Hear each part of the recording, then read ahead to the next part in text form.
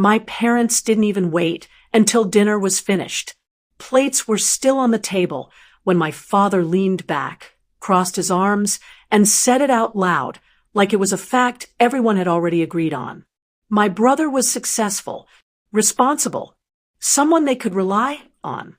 Then came the pause, the one that always meant I was about to be compared, measured, and found lacking. They said I drifted through life, that I changed jobs too often, that I never committed to anything long enough to matter. My mother shook her head, disappointed but almost smug, like she was relieved to finally say it. They talked about my brother's promotions, his new car, the way his life followed a neat, predictable path. Mine, they said, was messy. Hey, if you enjoy my content, please subscribe and hit the bell. Your support means everything and helps me keep creating. Thank you so much. I didn't interrupt. I had learned years ago that defending myself only made things worse. The more I explained, the more they heard excuses. So I stayed quiet and let them talk themselves into confidence. What they didn't know was that my job changes weren't failures. They were exits. I had been brought in quietly, fixed problems other people couldn't, and moved on with agreements that didn't come with public titles or family-friendly explanations. Confidentiality clauses don't make for good dinner conversation. My brother sat there, nodding along. He didn't add much, but he didn't stop them either. That hurt more than the words. He accepted the praise without questioning the cost. My father finished by saying they worried about my future, that I would always need help, that I should learn from my brother before it was too late. I thanked them for their concern. I said nothing else. Later that night, my phone buzzed, a short message from a number saved under a name my parents had never heard. It asked if I was free to attend a meeting the next morning. Urgent. Final approvals needed. The kind of meeting where decisions ripple outward. I looked back at the dining room, still lit, my parents laughing with my brother. They were confident in the story they'd told themselves. They had no idea how close they were to watching it fall apart. The meeting wasn't held in some flashy glass tower, like people imagine.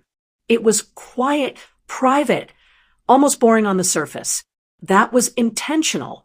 The kind of people attending didn't need spectacle. They needed certainty.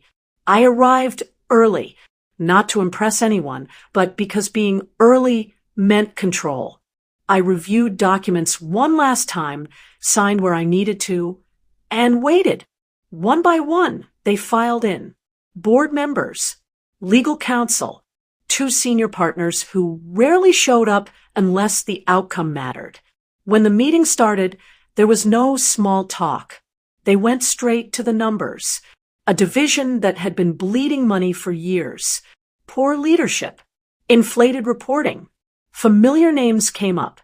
One of them was my brother's company, a subsidiary he'd bragged about managing, the same one my parents used as proof of his responsibility.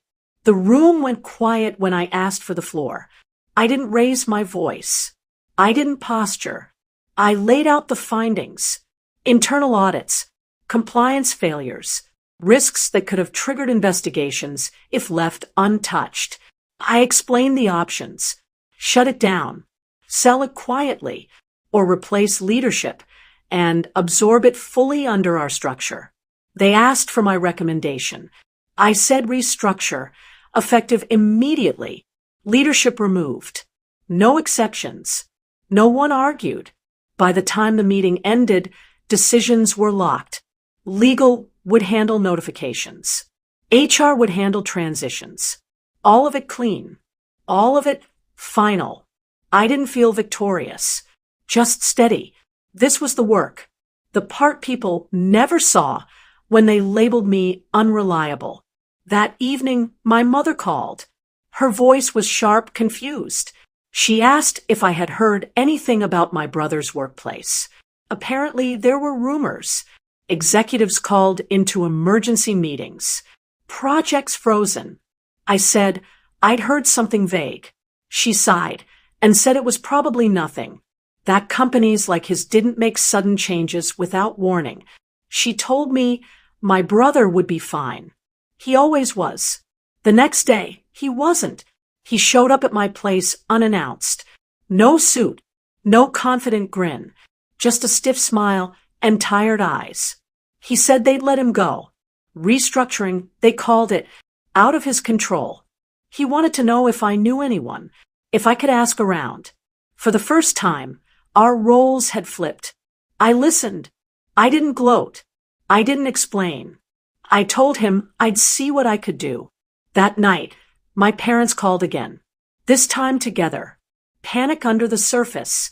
They asked what my plans were, if I could help support him until he landed somewhere. I said I'd already made my decisions. They asked what that meant. I told them I'd been responsible for years, just not in ways that earned applause at the dinner table. Silence followed, the kind that stretches because no one knows how to reframe reality fast enough. They still didn't know everything. Not yet. But the version of me they'd relied on, the one who needed guidance, approval, saving, was gone. And they were starting to feel how exposed that made them. The truth didn't come out in one dramatic reveal. It leaked slowly, the way real power always does. A week after my brother lost his job, my parents were invited to a private dinner. One of those events they'd always talked about, but never quite accessed. The invitation wasn't addressed to them directly. It was addressed to me. Their names were listed as guests. That alone rattled them. At the dinner, names were exchanged carefully, titles mentioned casually. When someone asked how I knew the host, I answered honestly. I'd signed off on 3 of his last expansions. He nodded like that explained everything. Because to him, it did.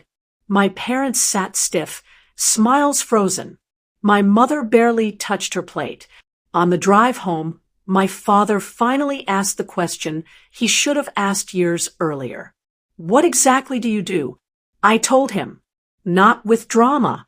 Not with revenge. Just facts. Holdings. Authority. Decisions that affected people he'd admired from afar. I didn't inflate anything. I didn't need to. He pulled the car over. For the first time in my life, he didn't look disappointed. He looked small. Not weak. Just recalibrating. My mother cried. Quietly. Not out of pride.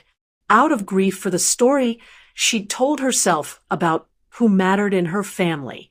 A few days later, my brother texted. He said he finally understood why things always seemed to work out for me, even when I looked lost.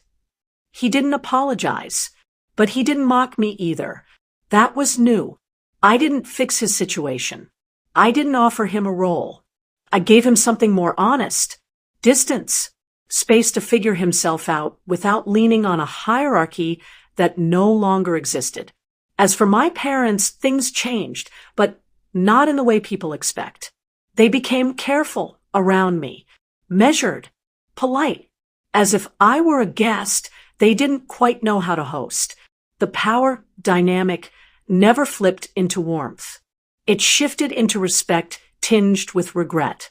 And that was enough, because I didn't need them to suddenly see me as impressive. I needed them to stop seeing me as disposable. I left the family dinner circuit soon after, not out of spite, out of clarity. I built my life quietly on my terms with people who never had to be convinced of my worth. Sometimes my parents still bring up the past, trying to rewrite it. I don't correct them. I don't need the record set straight. The truth already did that, and it didn't need to raise its voice.